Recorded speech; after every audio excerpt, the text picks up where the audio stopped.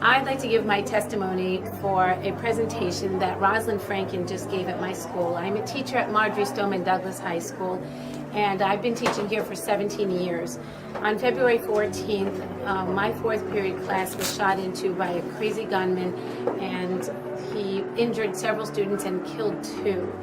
And we've been grappling with how to deal with this, and one of the things that we had for healing was to invite Roslyn Franken to come speak.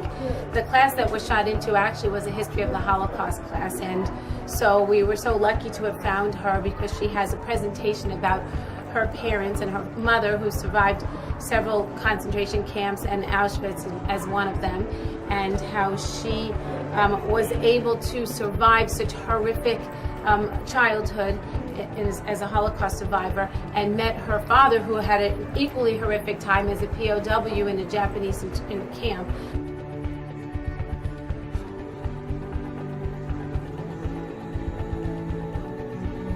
And my father was very dedicated to his cause. And what I admire about my father, and what I feel he is for you with what I'm about to show you, he is a true example of the power of perseverance when he said never give up. And what he did is he led these demonstrations at the Japanese embassy, and he made sure that his voice was heard. And that's what I admire about the students I'm seeing on the news, the students from the school here, is not to be afraid to let your voices be heard, even though not everybody agrees with what you're saying. People are challenging it, and it's boggling my mind, some of the things that I'm seeing, but not being afraid and persevering.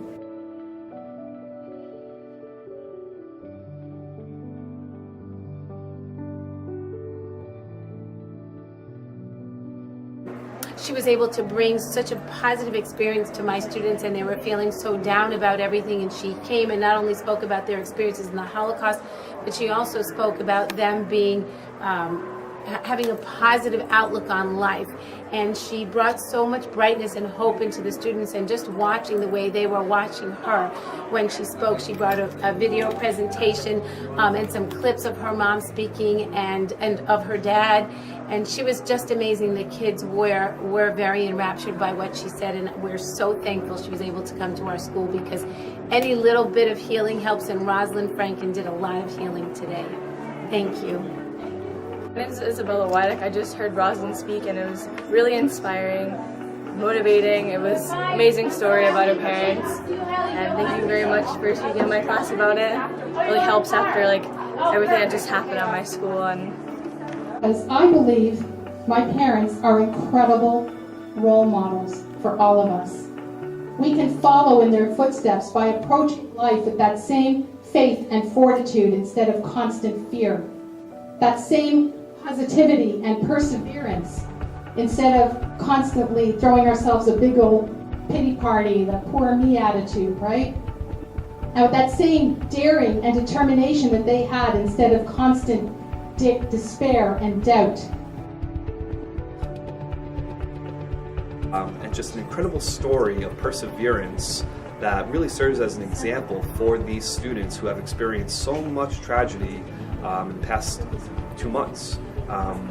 So it was really, really special to have Roslyn here speaking to our students, sharing her story, and not just a story of how they got through their time with the Holocaust, and afterwards, but just the inspiration to do the right thing, to continue on in the face of tragedy, in the face of cancer, and just to live life to the fullest with everything that they're given, and really, really serves as an inspiration to these students who are demonstrating just that perseverance all over the place now. And just an incredible experience for the students, for myself and my colleague Ivy Seamus, and for anybody else that gets the opportunity to hear her story, to hear her parents' story. Please take that opportunity. This is not just about me and my family. This is about all of us. This is about our global family. This is about all of us reflecting on this collective time in history that must never be forgotten. And talk about right on Yom HaShoah. This time in history, one of the most horrific times that must never be forgotten. And it's about all of us uniting to uphold the global vow that was taken in the United Nations shortly after World War II that said, never again. And I know all of you resonate with that. I saw it just driving up to the school.